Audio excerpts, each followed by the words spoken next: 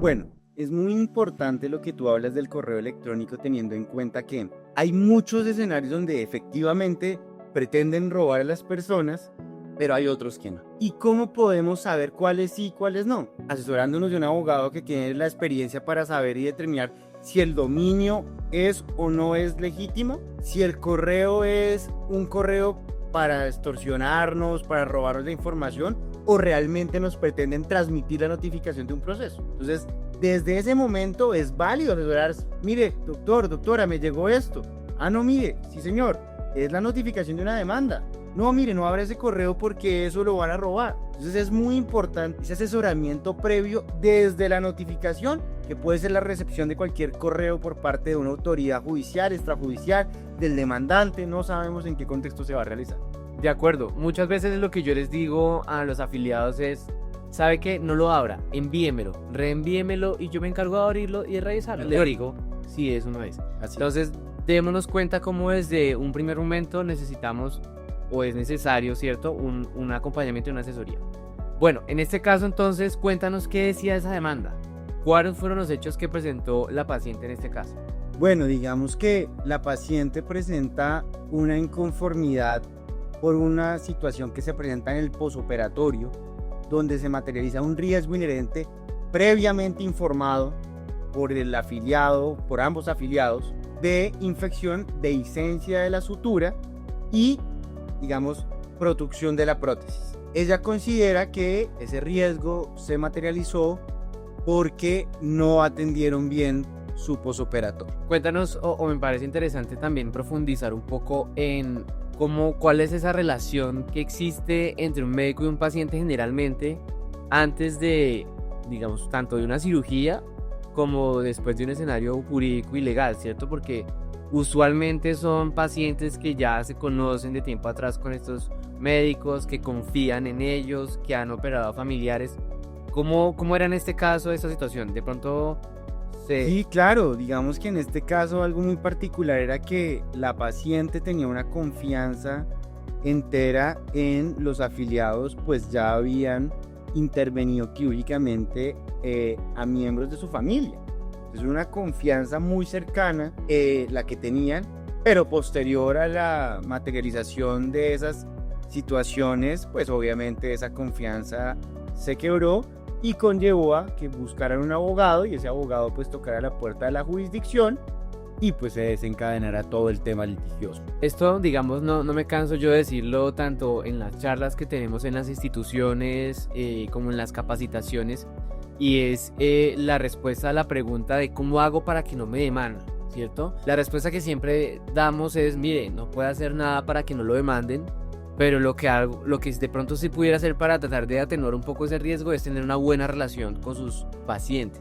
Pero incluso vean cómo en estos casos, a pesar de una buena relación de confianza, donde se ha trabajado con familiares, incluso con la propia paciente en algunos casos, pues no es suficiente y se pueden materializar riesgos como estos. Sí, la empatía es sumamente importante tanto con la familia como con el paciente, pero definitivamente anular el riesgo jurídico es imposible en nuestro país. Entonces sí hay que mitigarlo con empatía, con buena historia clínica, con buen consentimiento informado, que es lo que transmitimos en las charlas como tú bien lo dices, pero dejar la conciencia que anular el riesgo es imposible.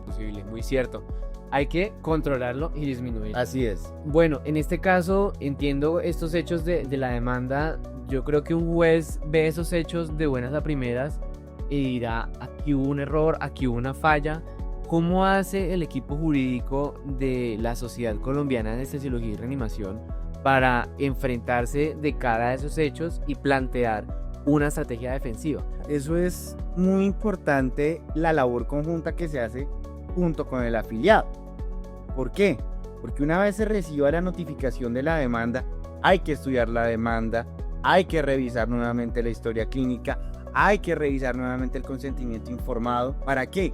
Para poder desvirtuar hecho por hecho desde el punto de vista técnico por parte del afiliado y jurídico por parte de nosotros, y aparte para ir mentalizando y estructurando esa acervo probatorio que vamos a presentar y a solicitarle al juez se presente en nuestro proceso. Entonces en esos 20 días hábiles que tenemos es una misión conjunta con el afiliado de estructurar esa defensa y presentar ese abanico de pruebas que vamos a hacer valer en el proceso. Historia clínica, consentimiento informado, la hoja de vida del afiliado, los datos de las personas que nos puedan servir como testigos, la información del perito. Eso hay que presentarlo dentro de los 20 días hábiles siguientes a la notificación de la demanda. Si no lo hacemos en ese término, no se puede presentar después. Claro, importante. Un término que pareciera amplio, pero muchas veces las ocupaciones de los médicos, de los profesionales de la salud, terminan siendo variadas, turnos de 12 horas, turnos de 24 horas. Y mencionas algo muy importante, es el análisis técnico. Muchas veces el propio afiliado puede ayudar en ese análisis técnico, pero lo ideal es que haya un equipo tercero, imparcial, objetivo, que tal vez no esté viciado con los nervios, con la angustia, con el temor, ¿cierto? Y que pueda analizar los casos de forma científica. Así es. Quisiera que nos contaras un poco cómo lo manejan ustedes, esa parte científica, al momento de abordar los casos. Bueno, nosotros al interior de la sociedad tenemos un equipo médico que analiza las historias clínicas, analiza los consentimientos informados, nos dan las luces para saber si hay falencias en la historia, si hay falencias en el consentimiento, algunos puntos claves que debemos tener en cuenta para explotar desde el punto de vista técnico en las audiencias, y pues claramente el acompañamiento del afiliado, que es quien tiene un conocimiento directo del caso, para poder desvirtuar esos puntos de reproche que nos hacen los demandados. Bueno, cuéntanos entonces, ya digamos me queda claro que no es un trabajo individual tuyo, ¿cierto? Así es. Es un trabajo conjunto con un equipo científico apoyado también por el propio afiliado. Cuéntanos entonces cómo fue esta defensa, cómo se planteó esta defensa en este caso para que pudiéramos al final de cuentas resultar con una sentencia absolutoria. Bueno, varias cosas que hay que destacar. La primera es la idoneidad tanto del cirujano plástico como del médico general que fungió como ayudante quirúrgico por, digamos, el tiempo que llevaba de experiencia. Sin embargo, esto fue uno de los puntos de reproche.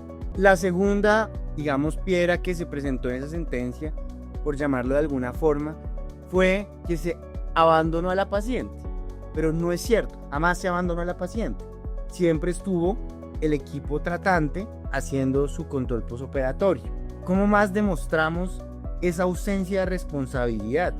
Indicando que es un riesgo inherente. ¿Y cómo lo probamos? Con un dictamen pericial emitido por un cirujano plástico externo a la atención de la paciente. Aquí te quiero interrumpir de pronto porque son varios puntos muy importantes, cada uno de ellos independientemente. El primero, la idoneidad. Mencionabas que fue uno de los reproches que se hicieron en la sentencia y bajo los cuales fundamentaron una responsabilidad, ¿cierto? Así es. Entonces, ¿el llamado cuál es? Si usted tiene las condiciones académicas, profesionales, de una experiencia, un bagaje amplio en la actividad que desarrolla, puede ser idóneo. Pero no vaya más allá, no se extralimite en las capacidades académicas que usted ya ha adquirido. Así es. Que en este caso fue, digamos, lo que ayudó a salvar este caso porque había una idoneidad, tanto de experiencia como de academia, ¿cierto? Así es. El segundo punto fue el tema de los cuidados posoperatorios que nos mencionaba el doctor Juan José. Y es que se consideraba que se había fallado en la vigilancia posoperatoria. Así es. ¿Qué tan importante es la historia clínica y los registros de historia clínica al momento de evaluar si hubo un abandono o no del paciente en cuidados posperatorios? Fundamental en este caso, con base en la historia clínica, se logró demostrar que los controles posoperatorios habían sido periódicos, que habían recomendaciones que la paciente nos siguió y que en todo caso al momento de evidenciar la complicación, los dos afiliados le propusieron a la paciente la reintervención. Sin embargo, ella ya tenía esa confianza destruida con los afiliados y fue a donde otro cirujano plástico a que hiciera lo que ellos le habían propuesto.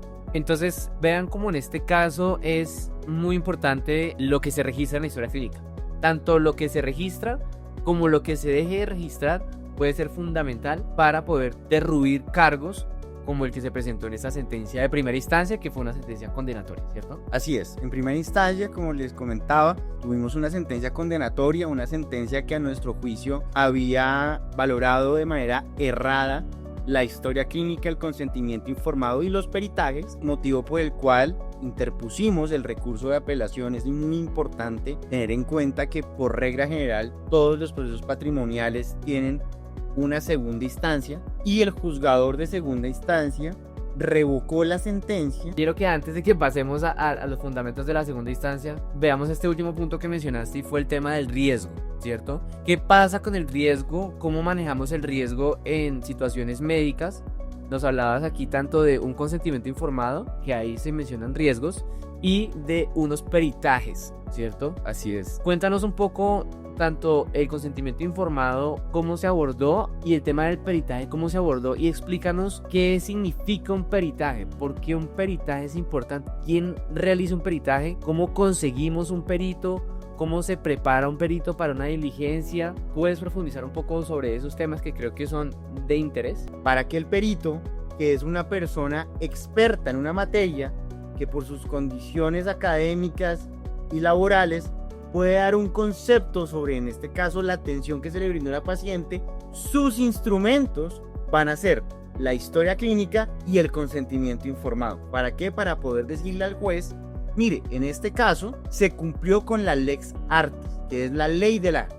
Entonces, hubo una adecuada valoración, hubo un adecuado procedimiento quirúrgico, hubo un buen adecuado seguimiento postoperatorio, se informaron los riesgos y complicaciones, pero eso ¿cómo lo sabe el perito? Recordemos que una persona tiene 10 años para demandar. Si demanda el año octavo, pues ¿cómo va a tener el perito la oportunidad de evidenciar si su colega lo hizo o no lo hizo bien? Con la historia clínica y el consentimiento informado, indudablemente. Es muy importante para los jueces escuchar una tercera opinión, ¿cierto?, de alguien que es externo, objetivo, ¿cierto?, y que analiza el caso sin estar vinculado directamente a él en la atención o en los hechos.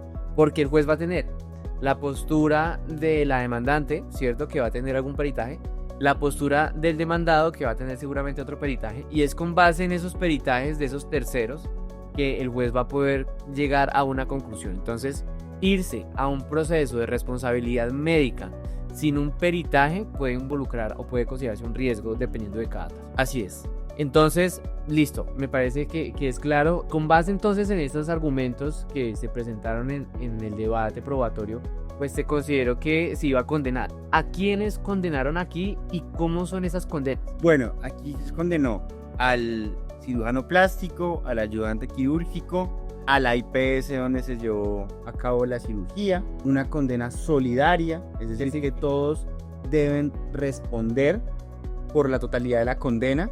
Entonces la parte demandante puede decidir a quién ejecuta, es decir, a contra quién va en caso de que no se pague la sentencia dentro de un término prudente, y ya entre los codemandados pues mirarán cómo van a cumplir con esa obligación.